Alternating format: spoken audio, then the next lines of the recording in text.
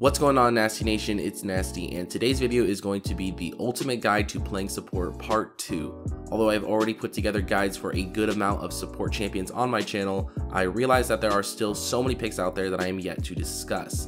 And considering making guides for each champion is near impossible, I've decided that making this video series instead would be a better option. Just like part 1 of this video series, in this video, I'm going to be covering every single individual support champion in the game and offering some form of tip or trick that may very well help you take your pick to the next level. If you do go on to enjoy this video or find it helpful, then be sure to leave a like on the video. Also make sure to subscribe to the channel if you have not done so already. That'll do it for this little introduction though, so without further ado, let's get into the video.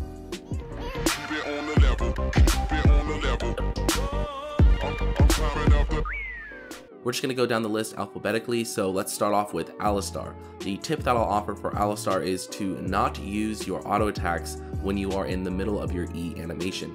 A lot of Alistar players, what they'll do is when they initiate, they use their standard WQ combo and follow that up by using their E. However, while they're using their E, they're auto-attacking, and when you auto-attack during your E, you will be slowing yourself down and you're going to be creating a small gap in between you and your enemy. If you don't allow yourself to auto-attack, you're going to be able to stick to the enemy easier, and then that is going to allow you to proc your E when it is fully channeled.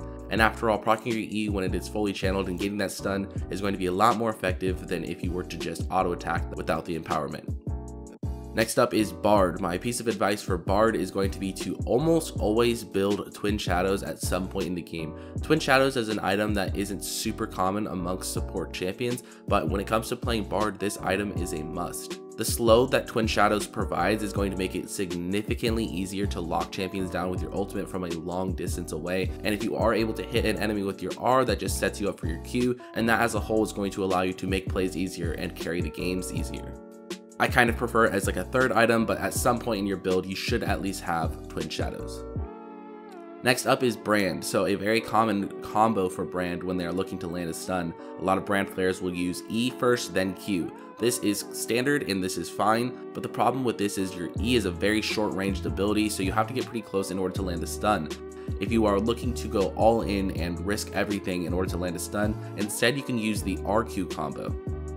Obviously, using your R like this is not going to be the best case scenario because you typically want to be using your R in a team fight in order to get a bunch of bounces off and put out a lot of damage. But if you are solely looking to get a stun off and the enemy is too far away, then the RQ combo is going to help you do that from a further distance. When it comes to playing Braum, what I see a lot of players doing is just using their shield instantly as soon as a team fight breaks out. My advice to you when it comes to playing Braum is to hold on to that shield and use it when your team needs it most. Wait to see when the enemy is going to be putting out a bunch of damage and then use your ultimate. A solid example here is if you're up against an enemy Syndra. If the enemy Syndra is simply using her Q and autoing, then you don't need to be using your shield. Instead, wait for the enemy Syndra to use her ultimate on one of your carries, jump in front and use your shield then. My advice for Fiddlesticks is to not be so afraid to take unfavorable trades, and this is because you can typically out-sustain just about any support champion in the game.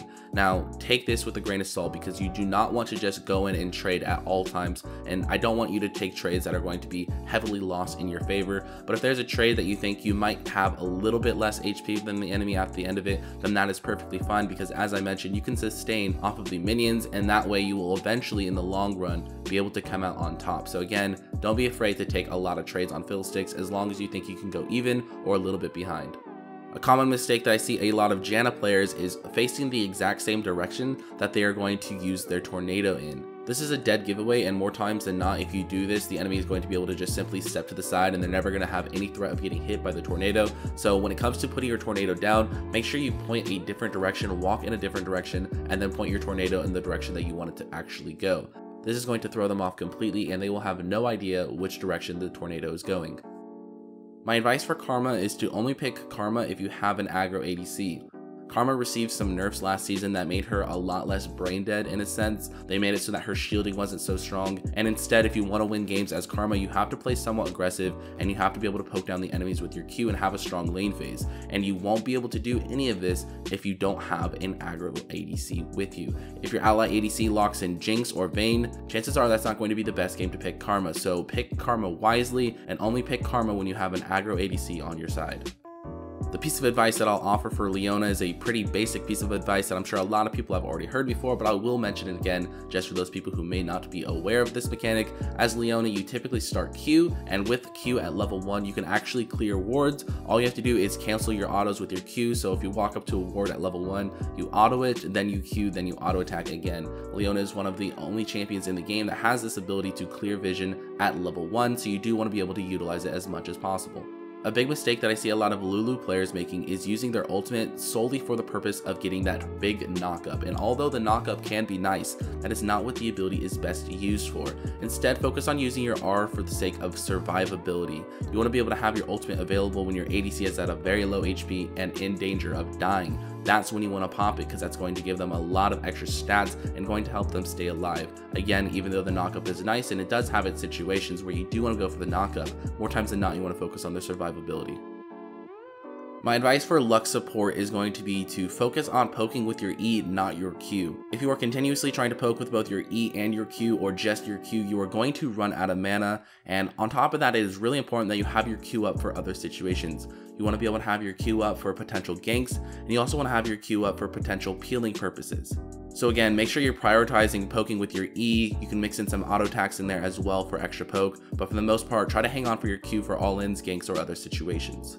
Morgana is a great champion when it comes to counter-picking hard engaged champions, but a big issue is sometimes you're not sure if you should be shielding yourself or your enemy because you're not sure which target the enemy is going to engage on. In order to prevent any guessing from taking place, what I would recommend you do as Morgana in these kinds of matchups is simply step in front of your ADC and self-cast your shield on you. This will prevent any guessing from happening, and you will tank any CC, and at the same time you will have the shield on top of you. My advice for Nami is going to take a look at the rune pages, and when it comes to the rune pages and Nami, I would recommend taking Guardian in losing matchups and Aerie in winning matchups. The extra resistance that you get from the resolve tree is going to help you surviving a lot in these bad matchups, so that's why I would recommend taking Guardian, whereas in winning matchups you can kind of play a little bit more aggressive, and Aerie is going to help you get a little bit more damage off every time you walk up and trade with the enemy. The piece of advice that I'll offer for Pyke might seem a little simple, but believe it or not, I do see this mistake quite often.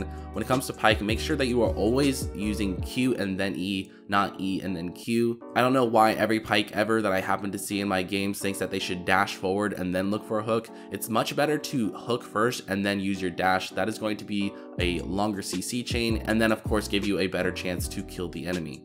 When it comes to playing Rakan, I would recommend going Coin in losing matchups and Spell Thieves in winning matchups. Even though I do think that Spell Thieves is overall better and it does have a higher win rate, in these losing matchups, chances are you're not going to be able to have a lot of opportunities to trade with the enemy, and therefore you're not going to be proccing your Spell Thieves very often, and then that's going to set you behind on when you can get your wards from your support item quest.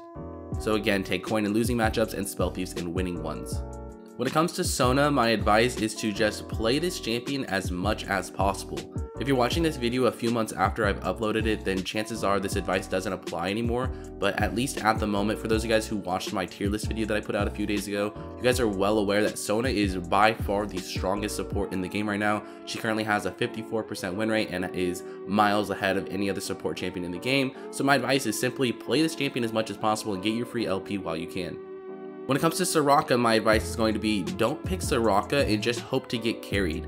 I think a lot of Soraka players have this idea that you pick Soraka, all you have to do is hang in the back of the team fight and just heal your carries and you win the game that way. There's actually a lot more to Soraka's kit than just her heals. So if you are looking to just get carried, then Soraka's not going to be the champion for you, because Soraka does have the ability to poke down the enemies in the lane phase. She can be quite obnoxious if you use her Q and her E correctly. So again, don't pick Soraka and just hope to heal and get carried. If you're going to pick Soraka, make sure you utilize her full kit. My advice for Tahm Kench is going to be to bait out using his E as long as possible. The longer that you wait out for using his E, the more health that you will be able to soak in, the more damage you'll be able to soak up in the long run. So even though you don't want to wait to the last second and potentially die, try to hang on from using your E as long as possible and you will benefit in the long run. My advice for Taric is going to be to use your abilities as much as possible and layer your auto attacks with them whenever you are looking to take a tower down. That is going to be the most effective way of doing so. What I like to do is simply just Q auto, Q auto, Q auto, and keep doing that until you're completely out of mana or until you are looking to recall eventually. This is an auto attack reset, so you will be able to take towers down significantly faster by doing so. My advice for Thresh is to never in any situation attempt to animation cancel your Q and your E.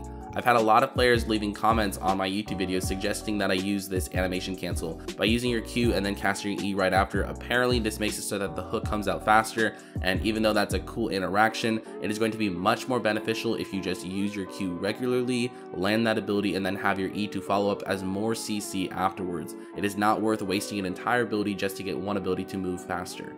My advice for Vel'Koz is to not ult unless you've hit your other abilities first. I'm not sure if a lot of people understand this or not, but Vel'Koz's ultimate does more damage if you have hit other abilities first. So just make sure that you're not using your ultimate as a way to execute just because they're at 20% HP or so, because it's not going to do a lot of damage. Make sure in these team fights that you're hitting your other abilities first and then opening up with your ultimate.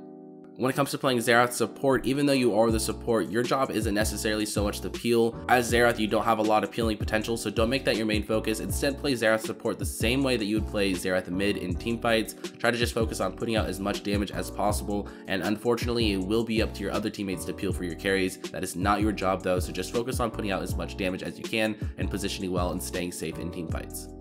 My advice for Zilean is to not always ult your teammates if they are going to die. Sometimes the teammate is dead, and even if you do use your ultimate on them, they're going to come back and die immediately anyways. I had a situation just the other day in one of my games where my Camille got caught out. I was right next to her, but we had no follow-up, so even if I ult her there and she comes back to life, she's just going to get killed immediately, and we have zero follow-up. So my advice here is, again, don't always use your ultimate just because your teammate is about to die. Hang on to that and only use it when you think you can benefit from it.